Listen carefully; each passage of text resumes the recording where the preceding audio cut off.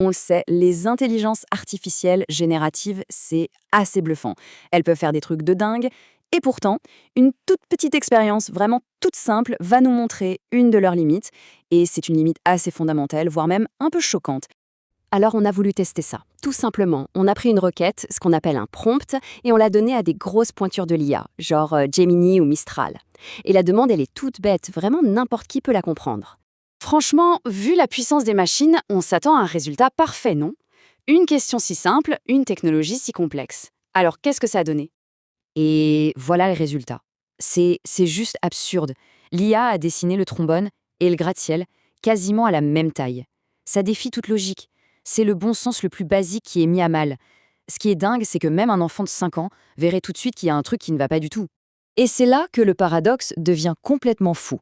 Parce que ces mêmes IA, celles qui se plantent sur un trombone, eh bien, elles sont capables de réussir l'examen du barreau. Elles peuvent repérer des tumeurs sur des radios mieux que des spécialistes. Et pourtant, si on leur demande de comparer, disons, une banane et un porte-avions, on se retrouve avec le même genre de réponse délirante. C'est incroyable, non? Ok, mais alors, pourquoi? Comment une machine aussi intelligente peut-elle faire une erreur aussi bête? En fait, tout s'explique quand on regarde comment elle apprend. Pour faire simple, comment ça fonctionne une IA? On lui donne à manger des millions et des millions d'images avec leur description. Elle a donc vu des milliers de photos de trombone et des milliers de photos de gratte-ciel. Le problème, elle les a presque toujours vues séparément. Elle n'a probablement jamais ou très rarement vu une image avec les deux côte à côte. Du coup, pour elle, il n'y a aucun lien, aucun contexte pour comprendre leurs différences de taille dans le monde réel. Et ça, c'est vraiment le cœur du problème. Une IA générative, ce n'est pas une intelligence comme la nôtre. Elle ne comprend pas le monde, elle n'a pas de bon sens. C'est en fait un moteur statistique surpuissant. Son seul but, c'est de calculer ce qui est le plus probable. Quel pixel vient après l'autre? Quel mot vient après l'autre?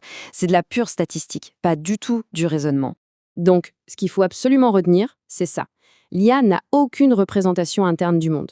Elle n'a pas ce modèle mental que nous, les humains, on se construit depuis l'enfance. Pour elle, l'idée de comparer des tailles, ce n'est qu'une suite de mots qu'elle a vus souvent dans des textes. Ça n'a aucune connexion avec la réalité physique concrète d'un trombone ou d'un gratte-ciel. Du coup, ça nous laisse avec une question assez énorme finalement.